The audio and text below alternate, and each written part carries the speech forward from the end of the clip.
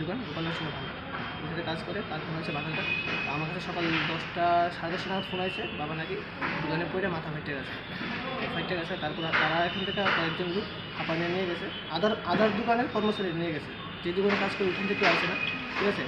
তো হাঁপানিয়ে নেওয়ার জন্য আমরা গেছি গিয়া সেটা ওখানে দেখলাম যে অবস্থা খুবই সিরিয়াস। এখানে তাড়াতাড়ি বাবাকে মাথার ভিতরে সিলি দেওয়া হয়েছে 9টা।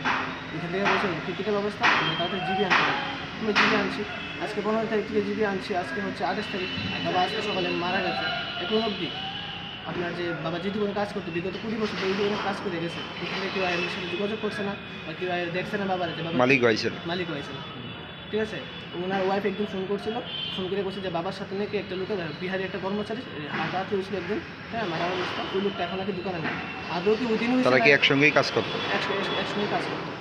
তা আমি দোকানে ওই দিন গেছিলাম, গিয়ে সেটা কারখানাতে গেছিলাম, গিয়ে দেখলাম যে তারা বলছে যে এরকম ফ্লোরের ভিতরে পড়ে গেছে।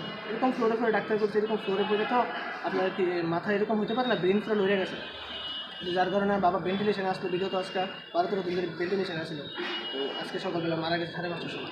এই যে আপনার বাবারে দেখছেন মানে আঘাতটা কোন দিকে পাইছে? মাথার পেছনে এই জায়গাটা তো পাইছে একদম ব্রেনে লাগছে, ঠিক আছে, জাস্ট এই কর্নারে লাগছে। পেছনে এমনি পড়লে এদিকে ফাটলে হইলে এই যে জাস্ট এই কর্নারে লাগছে। ওইটা থেকে ডাক্তার বলছে যে এরকম পড়ে এরকম হতে পারে না। এটার সুস্থ তদন্ত লেগা আমি এডিনগর থানাতে একটা এন্ট্রি করছিলাম। কোন থানাতে? এডিনগর থানাতে। কারণ এডিনগর থানার অন্তরে এটা করছিল, বাবার যদি কোনো কাজ করতো। তো এডিনগর থানা থেকে আমি কোনো রকম আশা বা কিছু পাইছি না, ঠিক আছে। তারা আমার কিছু দেখবো এখন পর্যন্ত তারা কোনো আমার জানাইছে না বা কোনো তদন্ত করছে না। ওইটাই আমার একটা খারাপ লাগছে জিনিসটা। যে লোকটা সঙ্গে আসছিল ওই লোকটা কই আছে? ওই লোকটা এখন দোকানে নাই। আপনারা মালিক রেজি গাইছেন নিজে লোকটা কই আছে?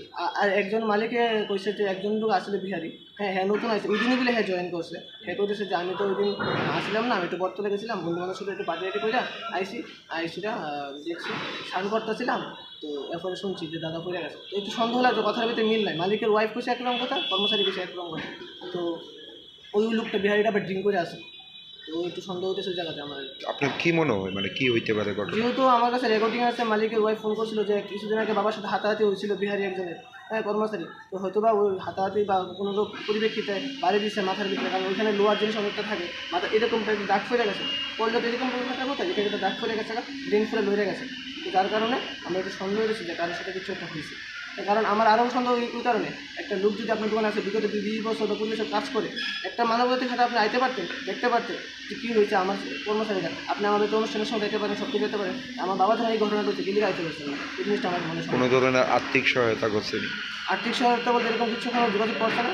যখন হাঁপানি আনিয়েছিলাম তখন ইমিডিয়েটলি ওষুধ লাগতো, তখন 2000 টাকা ওষুধের লেগে তারা বলছে যে টাকাটা তারা দিল। এখন আমরা জানি না টাকা তারা দিচ্ছে কি না। আমাদের দোকান হাঁপানিয়া থেকে ফোন করছেন, আমি সে টাকা